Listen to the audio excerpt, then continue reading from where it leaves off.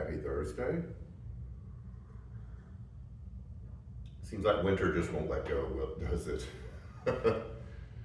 um, I can't believe I'm having to have this conversation, but with what's going on in our country, I feel like I need to address something that we probably took for granted, but it's a real issue. I don't understand why we're having a debate about empathy.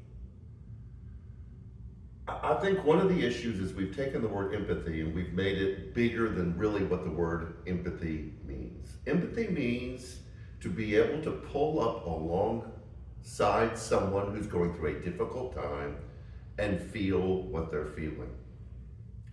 I don't know why that's become something that's a sign of weakness.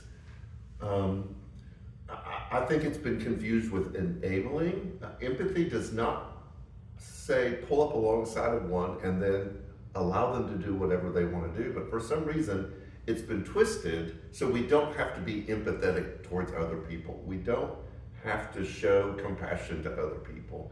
And it's allowed the worst to come out in people because we've seen empathy as weak. And weakness is measured in not being big and bad and tough.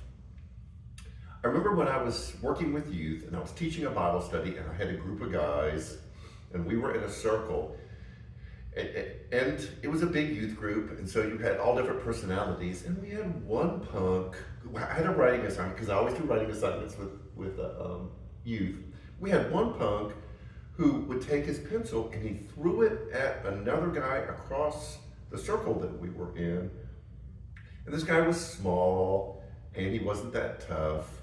And the pencil hit him in the chest and landed in his lap, and he took the pencil and we all held our breath, like, uh-oh, it's about to get real. And he set it beside himself. Well, the guy that threw the pencil obviously didn't get the reaction that he wanted. So he grabbed another pencil and threw another pencil and hit him, and it fell in his lap, and he did the same thing. Now, I tried to stop it. I didn't just let it happen. Okay, we need to quit that. And he did it again. And I was about to jerk a knot at his tail for doing that, but I wanted to see how this would play out. Like, where would this go? Because it's a group of guys. We would jump in if it got out of hand. And several times, over and over, the guy would throw the pencil, hit the other kid, and then he would take the pencil and set it aside. It didn't take a whole lot of times, I can't remember the exact number, maybe 6 or 7, before the guy who was throwing the pencils quit in disgust. We all know the lesson from that story. That's a real story that really happened. But the question is, who was the stronger person? Who was the tougher person? And we all know the answer to that one. It was the one who wasn't getting sucked into the bully's game.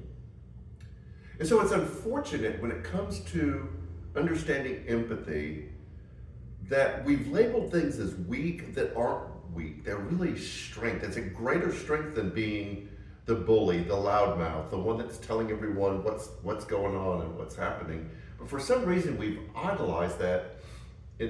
Anyone who's not like that, who is empathetic, who is compassionate, who does show mercy, is cast as weak, and it's undesirable. And that is wrong. I'm just going to call it out. It's wrong. When you look at what Jesus did in crucifixion, and we are in the season of Lent, preparing us for the crucifixion and Easter,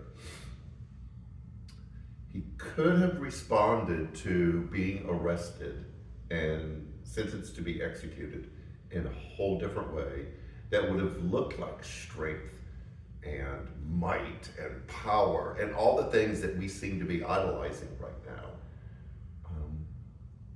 But he chose to willingly surrender himself, which I can't help but see as the ultimate sign of strength.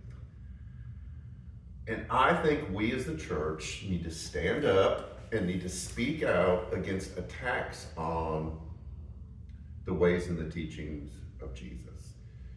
Most of Jesus' times of showing strength and not weakness were times that he stepped in on the behalf of other people. The woman caught in adultery, the woman who reached out and touched the hem of his garment, the father who wanted Jesus to heal his child but didn't have the faith. That Jesus steps in because he feels empathy, he feels compassion for those people. And we have to push against a society that sees that as weakness. So it is up to us to not get sucked into conversations that are stupid and are ridiculous and unreal, and work to reclaim truths and values the church has always held that shouldn't be up for debate now. It is not weak to be empathetic. It's weak to be a bully. It is the ultimate sign of strength to show empathy and compassion for others.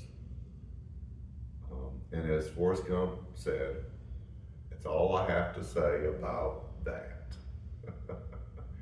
We've got stuff coming up. Man Cave is coming up. We've got our women's Bible study. Grief Share is still going on.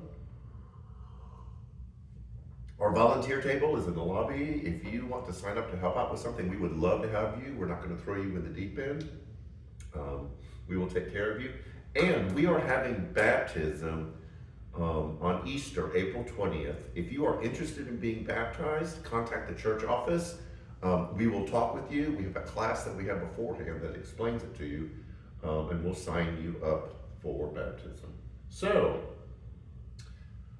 Sunday, we'll talk about this and what it means to live a life of courageously being there for others. And then the work that we have to do to be able to do that. So, have a great weekend. I hope your brackets hold up. And we'll see you Sunday. Take care.